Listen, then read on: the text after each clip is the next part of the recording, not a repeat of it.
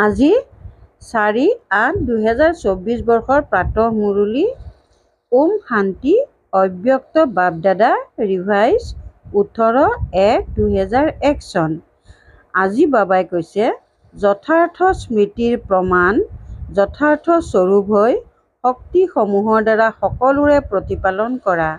আজি সকলোৰে অন্তৰত স্মৃতি উদয় হৈ আছে।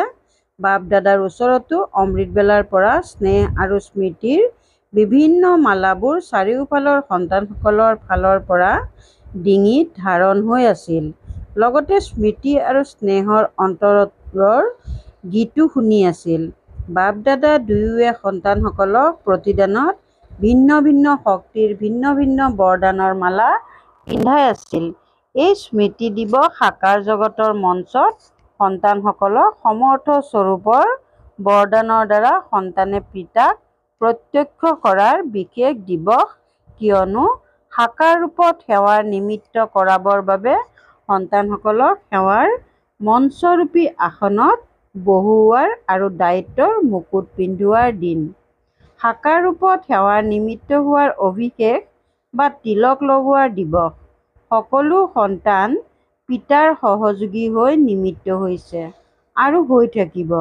বাপ-দাদায়ো সন্তানসকল সেৱাত উৎসাহ উদ্দীপনাৰে আগবাঢ়ি যোৱা দেখি হৰ্ষিত হৈ আছে। প্ৰতিগৰাকী সন্তান ক্ৰমানুসৰি সাহস আৰু উৎসাহেৰে আগবাঢ়ি গৈ আছে। গৰিষ্ঠ সংখ্যক সন্তানে স্মৃতি আৰু সেৱাত ব্ৰতী হৈ থাকে। যেনেকৈ আজিৰ দিনটিত চাৰিওফালৰ সন্তানসকল বিশেষকৈ পিতা ব্ৰহ্মাৰ স্মৃতিত লীন হৈ থাকে, এনেকৈ পিতা ব্ৰহ্মাও বিশেষভাৱে সন্তানসকলৰ স্নেহত লীন হৈ থাকে। আজি পিতা ব্ৰহ্মাই সন্তানসকলৰ বিশেষত্বসমূহ চাই আছিল। প্ৰতিগৰাকী সন্তানৰ বিশেষত্বসমূহ সন্মুখত অহাৰ লগে লগে পিতা ব্ৰহ্মাৰ মুখেৰে এয়াই বাণী উচ্চাৰিত হৈ আছিল, বাহ সন্তানসকল বাহ, চাব্বাছ সন্তানসকল চাব্বাছ। আৰু কি হ'ল? যেতিয়া পিতা ব্ৰহ্মাই বাহ সন্তানসকল বাহ, চাব্বাছ সন্তানসকল বুলি কৈ আছিল, তেতিয়া সকলো সন্তানৰ নয়নৰ পৰা প্ৰেমৰ গংগা যমুনা ওলাই আহিছিল। প্ৰতিগৰাকী সন্তান প্ৰেমৰ নদীত লীন হৈ আছিল। এয়া আছিল সূক্ষ্মলোকৰ দৃশ্য। সাকাৰ জগততো সকলো স্থানৰ নিজা নিজা স্মৃতি আৰু স্নেহৰ দৃশ্য বাপ-দাদাই দেখিলে। এতিয়া আগলৈ গৈ কি কৰিব লাগে? স্মৃতিটো থাকে, কিন্তু যথাৰ্থ স্মৃতিৰ প্ৰমাণ হৈছে স্মৃতিৰ দ্বাৰা সমৰ্থ স্বৰূপ হোৱা। স্মৃতি অতি শ্ৰেষ্ঠ। যেতিয়াই ব্ৰাহ্মণ হ'লা, তেতিয়া বাপ-দাদাৰ দ্বাৰা যি জন্মসিদ্ধ অধিকাৰ প্ৰাপ্ত কৰিলা, সেয়া ছেকেণ্ডৰ স্মৃতিৰ দ্বাৰাই প্ৰাপ্ত কৰিলা। অন্তৰে জানিলে, অন্তৰত মন বুদ্ধিৰ স্মৃতি উদয় হ'ল, মই বাবাৰ আৰু বাবা মোৰ। এই স্মৃতিৰ দ্বাৰাই জন্মসিদ্ধ অধিকাৰৰ অধিকাৰী হ'লা। এই স্মৃতি সৰ্বশক্তিৰ চাবি হৈ গ'ল। এই স্মৃতি হৈছে সোণালী চাবি। মই বাবাৰ অৰ্থাৎ মই আত্মা। যেতিয়া নিশ্চয় জন্মিল যে মই আত্মা পিতাৰ সন্তান, তেন্তে নিশ্চয় হওঁতে কিমান সময় লাগিল? পাঠ্যক্ৰম পূৰা কৰোঁতে সময় লাগিল, কিন্তু যেতিয়া নিশ্চয় জন্মিল তেতিয়া কিমান সময় লাগিল? ছেকেণ্ডৰ চুক্তি হ'ল নহয়। ছেকেণ্ডত উত্তৰাধিকাৰৰ অধিকাৰ হৈ গ'লা। অধিকাৰীতো সকলোৱে হৈ গ'লা। সকলো অধিকাৰী হ'লা নহয়, নে হৈ আছা? অধিকাৰী হৈ গ'লানে? এইটো দৃঢ়নে? বাৰু। ডবল বিদেশীসকল উত্তৰাধিকাৰৰ অধিকাৰী হৈ গ'লানে? পাণ্ডৱ অধিকাৰী হৈ গ'লানে? দৃঢ় হোৱানে? দৃঢ় হোৱানে? বহুত ভাল। অধিকাৰীসকলক অভিনন্দন। অধিকাৰত বিশেষভাৱে পিতাৰ দ্বাৰা সৰ্বশক্তি পাইছানে? এখন হাত দাঙা। পাইছানে? সৰ্বশক্তি পাইছা নহয়? নে কোনোবাই আঠটা পাইছা, কোনোবাই 6টা পাইছা নেকি? নিজক মাষ্টাৰ সৰ্বশক্তিমান বুলিও কোৱা, শক্তিমান বুলি নোকোৱা। সৰ্বশক্তিমান বুলি কোৱা। এই আগত বহাসকল সৰ্বশক্তিমান হোৱানে? বাপ দাদাই সৰ্ব শব্দটিৰ কথা সুধি আছে। সকলো সৰ্বশক্তিমান হোৱানে? কিছুমান শক্তিমানো আছানে কোনোবা? যিয়ে কয় মই সৰ্বশক্তিমানটো নহওঁ, কিন্তু শক্তিমান হওঁ, এনেকুৱা কোনোবা আছা নেকি? নাই, কোনেও হাত দঙা নাই। সকলো মাষ্টাৰ সৰ্বশক্তিমান। বাৰু তেন্তে হে মাষ্টাৰ সৰ্বশক্তিমান, বাপ দাদাই সোধে যে প্ৰকৃতিৰ মায়াৰ স্বভাৱ সংসাৰৰ বায়ুমণ্ডলৰ সকলো পৰিস্থিতিত সৰ্বশক্তিমান হোৱা নহয়? এই প্ৰকৃতি মায়া সংস্কাৰ বায়ুমণ্ডল আৰু সংগ দুখ এই পাঁচোটাক নিজৰ শক্তিৰ আধাৰত অধীন কৰিছানে? এয়া 5টা মূৰ থকা সাপ। এই সাপৰ ওচৰত 5টা মূৰৰ ওপৰত অধিকাৰী হৈ নৃত্য কৰা নে? কোনোবা এটা মূৰ ওলাই তোমালোকৰ ওপৰত নৃত্য কৰে। সাপেও বৰ ভালকৈ নৃত্য কৰে নহয়। গতিকে কোনোবা এটা মূৰে তোমালোকক নৃত্য দেখুৱাবলৈতো নাহে। কেতিয়াবা তাৰ খেল চাবলৈ ভালতো নালাগে? খেল চাবলৈ লাগি যোৱা। 5ডাল সাপক ডিঙিৰ মালা কৰি ল'লানে? সৰ্পসজ্জা কৰি ল'লা? নৃত্যৰ মঞ্চ কৰি ল'লানে?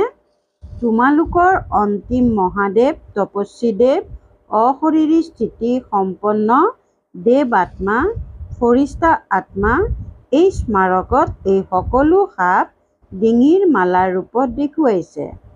যেতিয়া এই মালা পিন্ধে তেতিয়া পিতাৰ মালাত ভাল নম্বৰ লৈ সমীপৰ মণি হয়, বিজয়ৰ মালাৰ সমীপৰ মণি হয়। বাপ দাদাই আগতেও শুনাইছে যে বৰ্তমান সময়ত সময় অনুসৰি বিশেষ সহন শক্তি আৰু সমস্যা বা পৰিস্থিতিৰ সন্মুখীন হোৱা শক্তি কৰ্মত আৱশ্যক। কেৱল মন আৰু বাণীত নহয়, কৰ্মতো আৱশ্যক। বাপ দাদাই ফলাফলত দেখিছে যে শক্তি আছে, শক্তি নাই এনেকুৱা নহয়, আছে, কিন্তু পাৰ্থক্য কি হৈ যায়? সময়ত যিটো শক্তি যিটো বিধিৰে কাৰ্যত প্ৰয়োগ কৰিব লাগে সেয়া সময়ত আৰু বিধিপূৰ্বক প্ৰয়োগ কৰাত, কাৰ্যত ব্যৱহাৰ কৰাত অন্তৰ হৈ যায়। স্মৃতি আছে, কিন্তু স্মৃতিক সমৰ্থ স্বৰূপত নানে। স্মৃতি অধিক সামৰ্থ্য, কেতিয়াবা কম, কেতিয়াবা ঠিকেই হয়।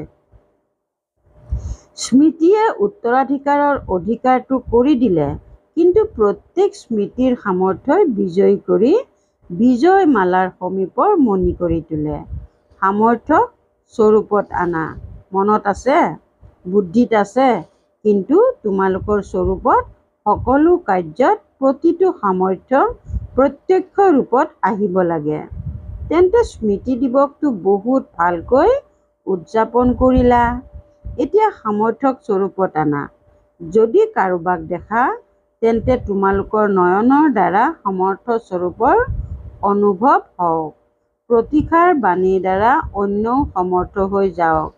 সামৰ্থ্যৰ অনুভৱ কৰক, সাধাৰণ বাণী নহয়। প্ৰতিষাৰ বাণীত সামৰ্থ্যৰ যি বৰদান পাইছা সেয়া অনুভৱ কৰোৱা। মন বুদ্ধিৰে শ্ৰেষ্ঠ সংকল্প আৰু যথাৰ্থ নিৰ্ণয় শক্তিৰ বায়ুমণ্ডল স্বৰূপত আনা। সাধাৰণ চাল চলনতো ফৰিষ্টাবোধৰ সমৰ্থ স্বৰূপ দৃষ্টিগোচৰ হওক। ডবল লাইটৰ নিজৰো আৰু আনৰো অনুভৱ হওক। এনেকুৱা হোৱানে? গতিকে চলোতে ফুৰোতে সমৰ্থ স্বৰূপ হোৱা আৰু আনকো সামৰ্থ্য যোগোৱা। পিতাই আজি পিতা ব্ৰহ্মাক ফুৰালে। ক'ত ফুৰালে? পিতা ব্ৰহ্মা অব্যক্ত হোৱাৰ পাছত যিসকল দেশ বিদেশৰ অব্যক্ত জন্ম লওঁতা আছে সেই সকলো ব্ৰাহ্মণক দেখুৱালে। সেয়া কিমান হ'ব? সাকাৰ ৰূপতকৈ অব্যক্ত ৰূপত ৰচনা বহুত বেছি আছিল। প্ৰত্যেক স্থানৰ অব্যক্ত ৰচনা আত্মাসকলক সূক্ষ্ম লোকত প্ৰকাশ কৰিলে। শুনিছা? তাত তোমালোকো আছিলা নহয়? আৰু প্ৰত্যেককে বাপ দাদাই বহুত স্নেহ দিলে, সমীপৰ দৃষ্টি দিলে আৰু অব্যক্ত ৰচনাক এটা বিশেষ উপহাৰো দিলে। এতিয়া ইয়াত যিসকল বহি আছা তেওঁলোকৰ যিসকল আত্মা সাকাৰ ব্ৰহ্মাৰ পাছত ৰচনাত আহিছা তেওঁলোকে হাত উঠোৱা। গৰিষ্ঠ সংখ্যকেই বাৰু হাত নমোৱা। বাৰু, যিসকল সাকাৰ ৰূপৰ ৰচনা তেওঁলোকে হাত উঠোৱা। বহুত কম, আজিৰ সভাত বহুত কম আছে। গতিকে বাপ দাদাই প্ৰতিগৰাকী সন্তানক প্ৰকট কৰিলে, কিয়নো সংখ্যাত বহুত আছিল। ইয়াততো বহিবও নোৱাৰিব। সূক্ষ্মলোকলৈতো সকলো আহিব পাৰে। তাত যিমান ডাঙৰ স্থান লাগে সিমানেই স্থান আছে। সেয়েহে বাপ দাদাই সকলোকে সূক্ষ্মলোকত প্ৰকট কৰিলে, অৰ্থাৎ নিমন্ত্ৰণ দি মাতিলে। সকলো বৰ আনন্দিত হৈ আছিল আৰু বাপ দাদা তাতোকৈ বেছি আনন্দিত হৈ আছিল। বাপ দাদাই সেই ৰত্নসকলক উপহাৰ দিলে। বহুত সুন্দৰ দাগবিহীন হীৰাৰ বহুত চিকমিকাই থকা পদুম ফুল আছিল, য'ত এটি এটি পদুমৰ পাহিত ভিন্ন ভিন্ন শক্তিসমূহ আছিল, যিবোৰ ভিন্ন ভিন্ন ৰঙত জিলিকি আছিল। সেই দাগবিহীন হীৰাৰ পদুম ফুল তোমালোকে প্ৰকট কৰা কিমান শোভনীয় হ'ব। প্ৰকট হ'লনে? প্ৰকট কৰিলানে? ডবল বিদেশীসকলে প্ৰকট কৰিলানে? শিক্ষকসকলে প্ৰকট কৰিলানে? পাণ্ডৱসকলে প্ৰকট কৰিলানে? আৰু মৰমৰ মাতাসকলে প্ৰকট কৰিলানে? মাতাসকল এই বিশ্ববিদ্যালয়ৰ বিশেষত্ব। সকলো কোনটো কথাত আচম্বিত হয় যে ইমানবিলাক মাতা আৰু শক্তি হৈ গ'ল। ইমানবিলাক মাতাই পবিত্ৰতাৰ বধ ধাৰণ কৰি দেৱীৰ ৰূপলৈ পৰিৱৰ্তন হৈ গ'ল।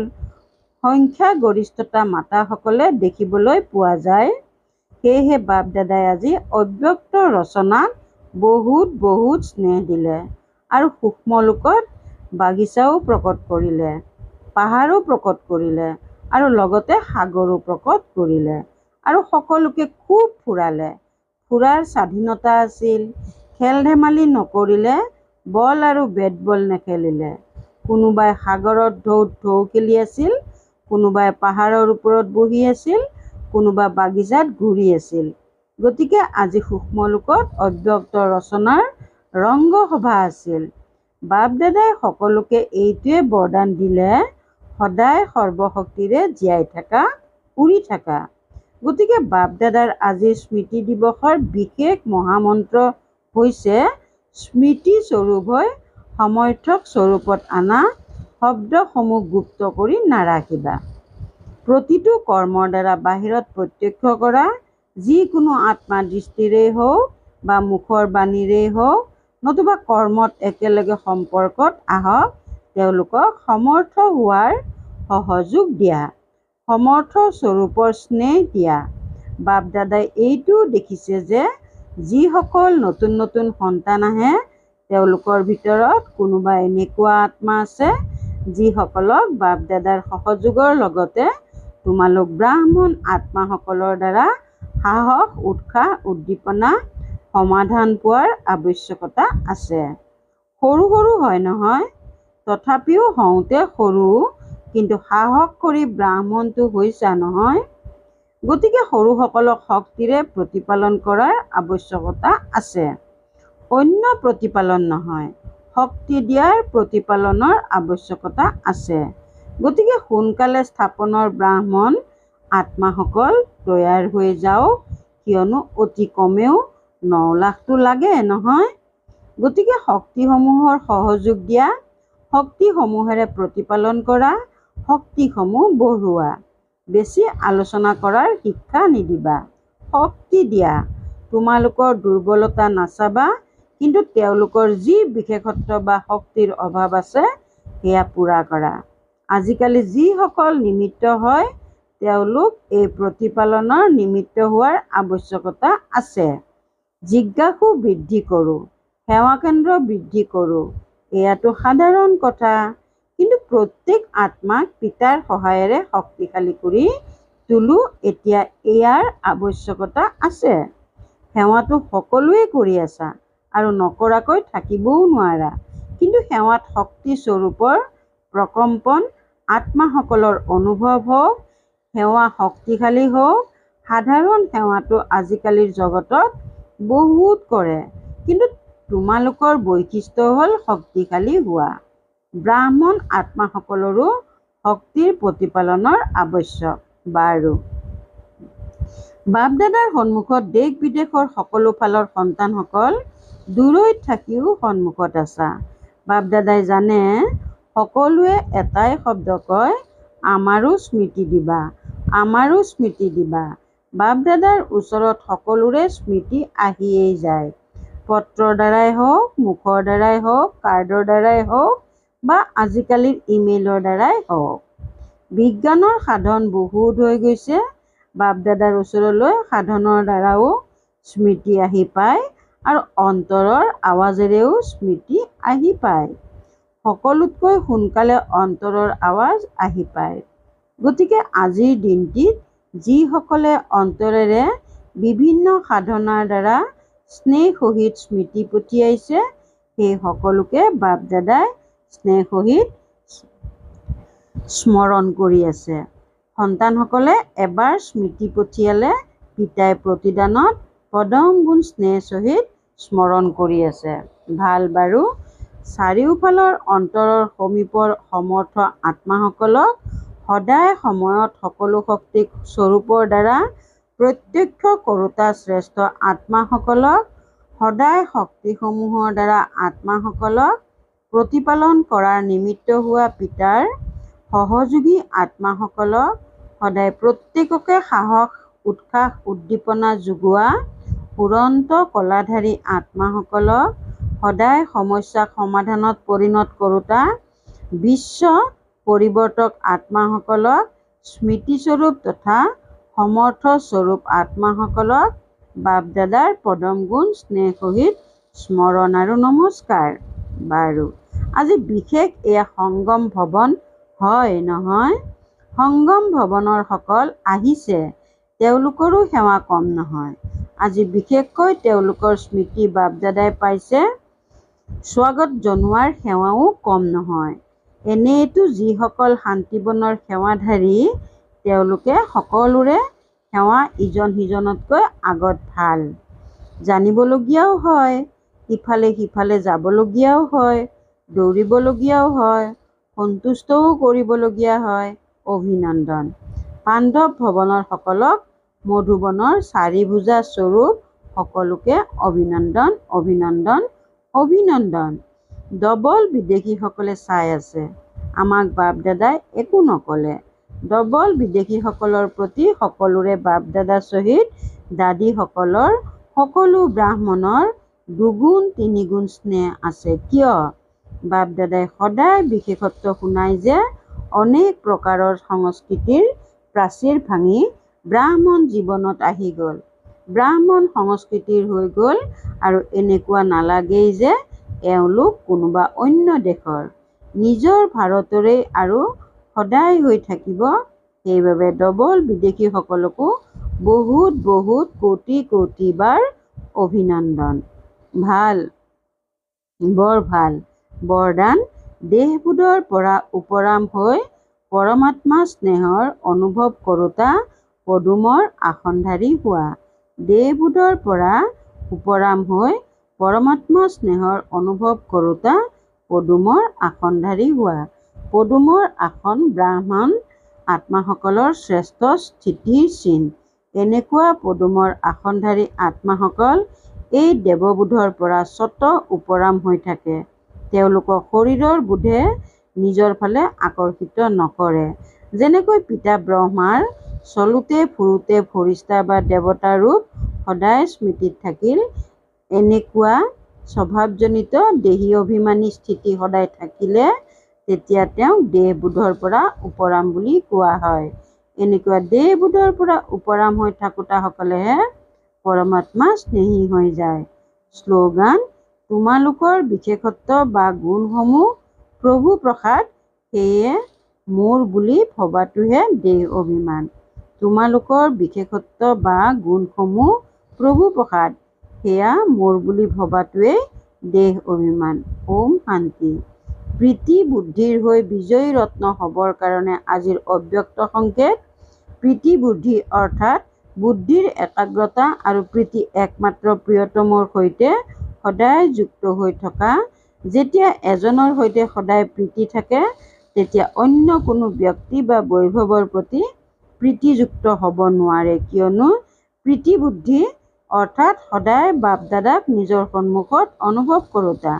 এনেকৈ সন্মুখত থাকোঁতাসকল কেতিয়াও বিমুখ হ'ব নোৱাৰে। ওম শান্তি।